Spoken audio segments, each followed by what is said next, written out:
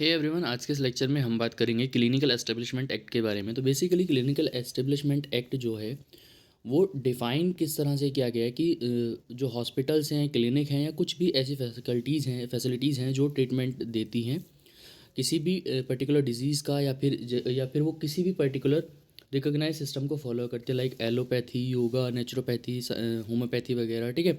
और उसमें किस किस को इंक्लूड किया गया, हमारे लेबोरेटरीज़ या जो हमारी पैथोलॉजिकल लेबोरेटरीज़ हैं, केमिकल लेबोरेटरीज़ हैं या डायग्नोस्टिक सेंटर्स हैं, सर्विस सेंटर हैं, तो उसके एस्टेब्लिशमेंट के रिगार्डिंग क्या क्या रूल्स हैं और क्या क्या यहाँ पे शेड्यूल्स वगैरह हैं, उसके बारे में जो एक्ट है वो है हमारा क्लिनिकल एस्टेब्लिशमेंट एक्ट। तो clinical establishment act is defined as a hospital and clinic and similar facilities that offer treatment.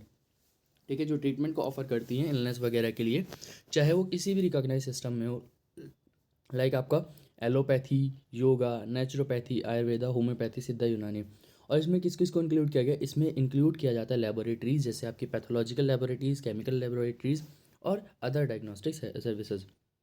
ये जो हमारा बिल है, ये बिल बेसिकली अप्लाई नहीं होता है क्लिनिकल एस्टेब्लिशमेंट या ओन मैनेज जो करते हैं हमारी आर्म फोर्स, मतलब आर्म फोर्स में जो क्लिनिक है या कोई ओन कर रहा है, मैनेज कर रहा है, उसके लिए इस एक्ट को फॉलो करना ज़रूरी नहीं है। तो उनके लिए यहाँ पे रिलैक्सेशन दिया गया है।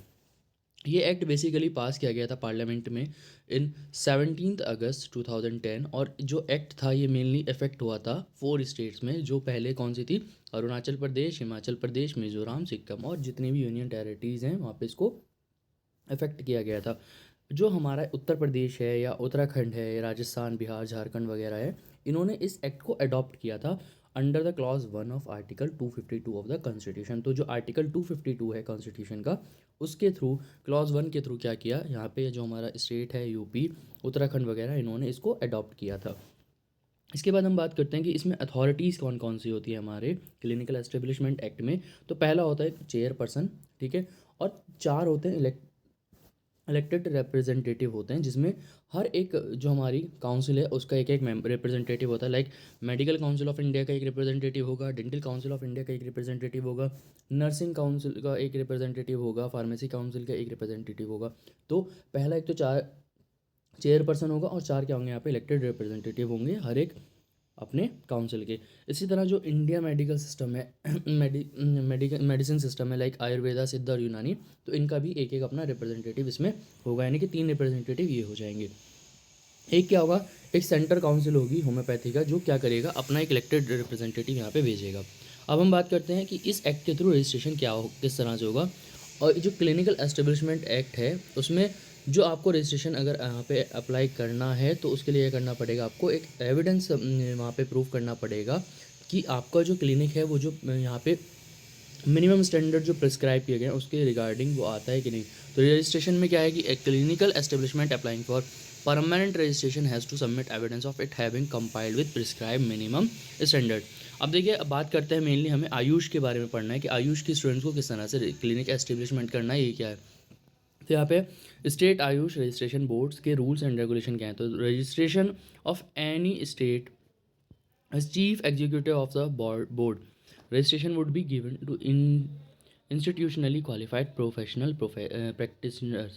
तो बेसिकली किसको दिया जाएगा, जो क्वालिफाइड प्रोफेशनल प्रैक्टिशनर्स हैं उन्हीं को, मतलब जिनके पास जो डिग्री को होल्ड करते हैं उन्हीं को क्या पे यहाँ पे रजिस्ट्रेशन का अलाउ किया जाता है आयुष के अकॉर्डिंग। रिक्वायरमेंट क्या क्या होंगी, मिनिमम जो रिक्वायरमेंट है वही कि 2 इंटर्नशिप किया हुआ, पहले कौन सी आयुर्वेदा की, दूसरी कौन सी एलोपैथ, तो दोनों वहाँ पे इंटर्नशिप उसने अच्छे से की हूँ, उसका उसके पास सर्टिफिकेट होना चाहिए। और यहाँ पे अगर कोई और क्लासिफिकेशन को वहाँ पे उसने किया है, क्वालिफिकेशन को किया है, सॉरी, लाइक किसी और डिग्री को वहाँ पे उसने होल्ड किया हुआ है या उसके पास कोई और डिग्री है, तो उसको भी यहाँ पे इसमें अमेंड किया जाएगा। अगर उसको कैंसिलेशन कराना है या फिर उसके एनओसी वगैरह चाहिए, नो ऑब्जेक्टिव सर्टिफिकेट चाहिए, तो उसको क्या करना पड़ेगा, बेसिकली बताना होगा कि वो या तो चाहता है कि वहाँ पे जो अपने वो है कि प्रोफेशन है उसको ट्रांसफ़र करना चाहता है दूसरे स्टेट में, या फिर वो क्या करना चाहता है, किसी एम्प्लॉयमेंट वगैरह के पर्पज़ से वहाँ पे उसको कैंसिलेशन कराना चाहता है। तो कैंसिलेशन ऑफ रजिस्ट्रेशन और एनओसी इश्यूज़ प्राइमरी कब मिलेगा, जब प्रोफेशनल ये जो है हमारा विश करता है, मतलब चाहता है to transfer their registration to another state में चाहता है तो वहाँ पे एनओसी वगैरह ले लेगा, या फिर वो चाहता है कि प्रैक्टिस करे या फिर किसी भी और पर्पस ऑफ एम्प्लॉयमेंट वगैरह के थ्रू चाहता है तो वहाँ पे उसका कैंसिलेशन या उसका एनओसी वहाँ पे उसको मिल जाता है। तो ये था हमारा इसमें क्लिनिकल एस्टेब्लिशमेंट एक्ट में। आई होप आपको लेक्चर पसंद आएगा। मिलता है नेक्स्ट वीडियो में। Thank you.